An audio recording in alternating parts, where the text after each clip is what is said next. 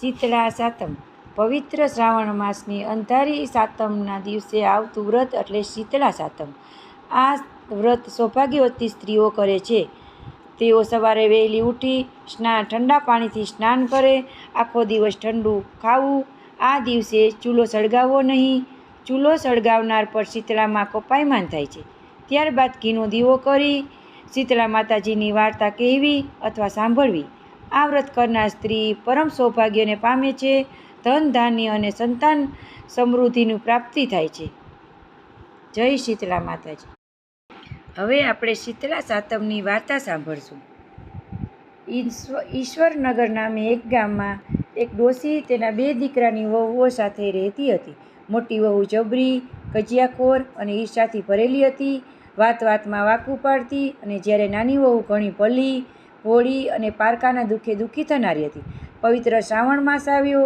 રાંધણ છઠના દિવસે નાની વહુ રસોડે રાંધવા બેઠી અને રાત સુધી રાંધતી રહી.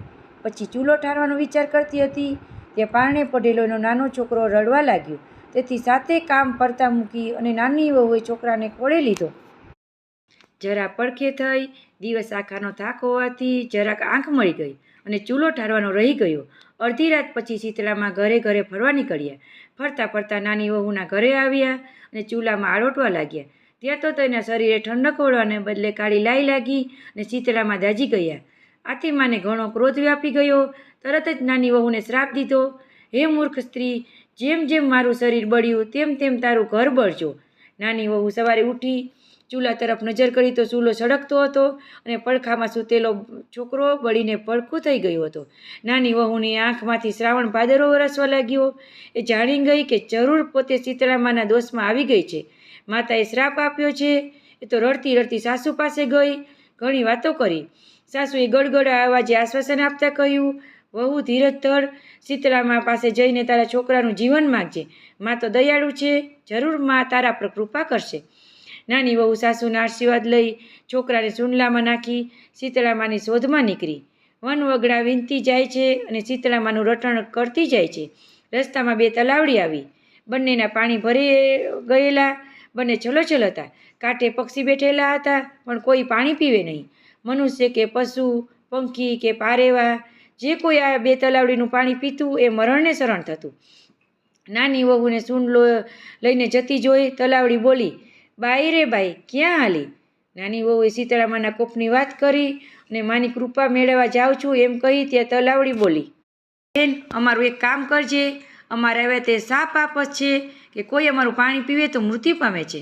માં મળે તો અમારા દુઃખનું નિવારણ પૂછશે. નાની વહુ તો આ પાડીને આગળ વધી.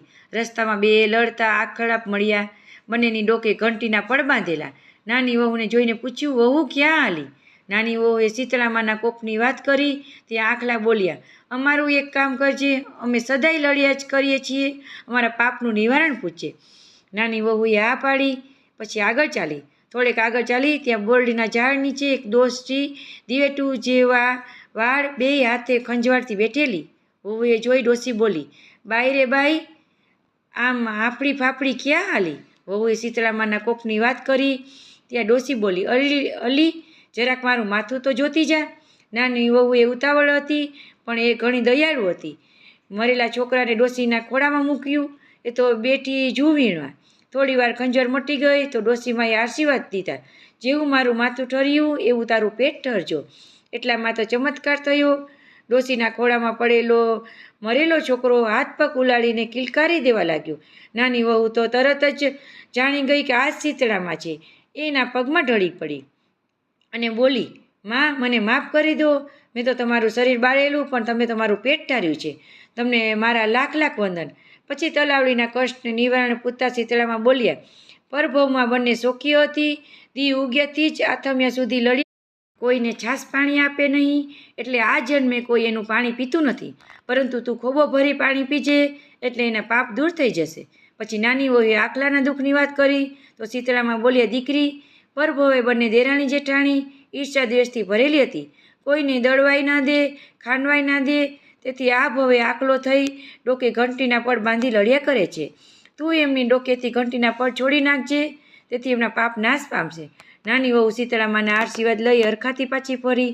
રસ્તામાં આખલાની ડોકેથી ઘંટીના ફળ છોડ્યા, તલાવડીનું પાણી પીધું, પછી દીકરાને રમાડતી રમાડતી ઘરે આવી. સાસુ તો છોકરાને જીવતો જોઈ રાડીજીના રેડ થઈ ગઈ, પણ જેઠાણીના કાળજામાં કાળી બળતરા થઈ. એ તો ફરી શ્રાવણ માસ આવ્યો. જેઠાણી દેરાણીની જેમ શીતળામાના દર્શન કરવાની ઈચ્છા થઈ. રાંધણ છઠે ચૂલે બેઠી અને રાતે ચૂલો ઠાર્યા વગર જ સૂઈ ગઈ. રાતે શીતળામાં ચૂલામાં આરોટવા લાગ્યા. શરીર દાજ્યું, તેથી શ્રાપ દીધો અને જેઠાણીના દીકરો ભડથું થઈ ગયો. સવારે દીકરો મરેલો જોઈ જેઠાણી વિલાપ કરવાને બદલે ખુશ થઈ અને મરેલા દીકરાને સૂંડલે નાખી શીતળામાને ગોતવા નીકળી. રસ્તામાં બે તલાવડી એને ઊભી રાખી પૂછ્યું, બાઈ રે બાઈ, ક્યાં હાલી? તો જેઠાણીએ નાકનું ટેરું ચડાવતા કહ્યું, તમારે શી પંચાત? દેખાતું નથી, મારો દીકરો મરી ગયો છે, તેથી શીતળામાને ગોતવા જાઉં છું. અમારું કામ કરીશ? તલાવડીએ પૂછ્યું. તો જેઠાણીએ 10 દેરિયું ડોકું ધૂણાવી ચાલતી પકડી. આગળ જતાં આખલા મળ્યા, એને નન્નો સંભળાવી દીધો. આગળ જતાં બોરડીના ઝાડ નીચે ચિત્રે હાલવાળી એક ડોસી મળી. ડોસીએ માથું જોઈ દેવાનું કહ્યું તો જેઠાણી કાળઝાળ થઈ જતાં બોલી, એ ડોસલી, હું કાંઈ તારા જેવી નવરી નથી, તારું માથું જોવા બેસું? હું તો જાઉં છું શીતળામા પાસે. જેઠાણી તો છણકો કરી હાલી નીકળી. સવાર સાંજ સુધી વગડામાં ભટકી, જંગલે ઝાડે કાંઠે ફરી વળી, પણ ક્યાંય શીતળામાં ન દેખાયા. એટલે મરેલા છોકરાને લઈ છાતી કૂટતી ઘેર પાછી આવી. હે શીતળામાં, તમે જેમ દેરાણીને ફળ્યા તેવા સૌને ફળજો. જય શીતળામાં.